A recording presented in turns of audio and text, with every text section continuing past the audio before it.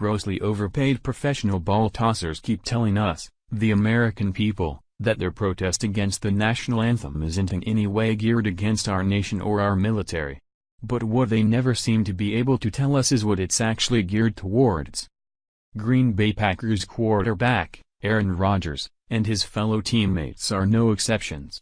They asked fans to stand up and lock arms at Thursday's night game during the national anthem. TV stations didn't focus on what the few in attendance were doing as the players locked arms for the national anthem because it was crystal clear no one listened to their wishes. So because of this major fail by Rodgers, he later decided to double down during the press conference after the game.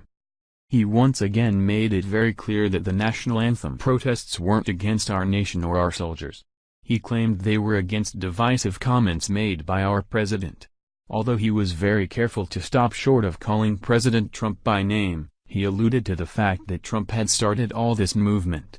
Now that's very odd considering Trump wasn't president in 2016, The New York Times reports. Von Miller of the Broncos took a knee, then a sponsor drew scrutiny. Von Miller, a star linebacker for the Denver Broncos, was one of many NFL players who knelt on Sunday during the playing of the national anthem in what became a sweeping and stark show of solidarity against police brutality and a silent admonition of President Trump. But the story this week, involving Miller and a Denver car dealership, offered a window into potential troubles for high-profile athletes and advertisers. It may also be a lesson in the dangers of jumping to conclusions in the age of viral news stories, internet mobs and instant boycotts. It was widely reported that a car dealership had fired Miller over his protest, but the facts turn out to be more complicated. The original TV news report has been retracted. Miller is among the NFL's highest-paid players and has done commercials for brands as well known as Old Spice.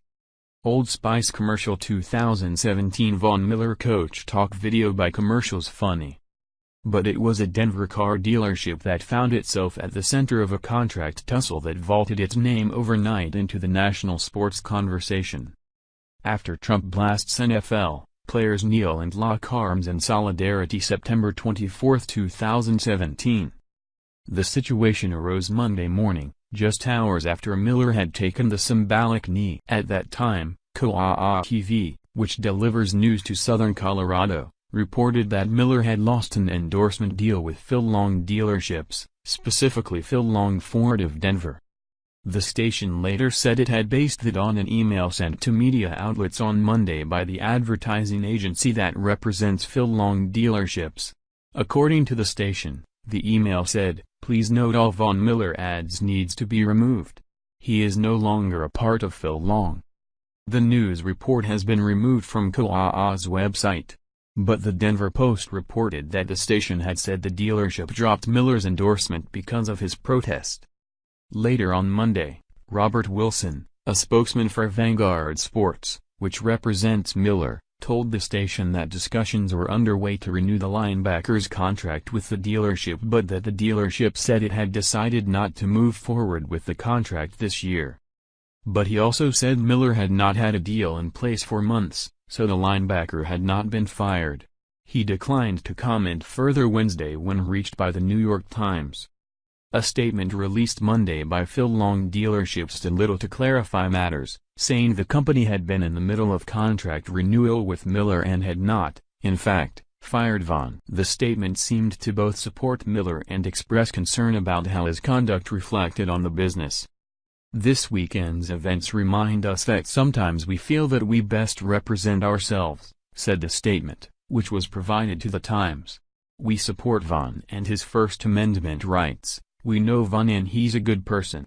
He donated a police car to his hometown police department. All that notwithstanding, when we bring in celebrities to represent us, we run the risk of being misrepresented.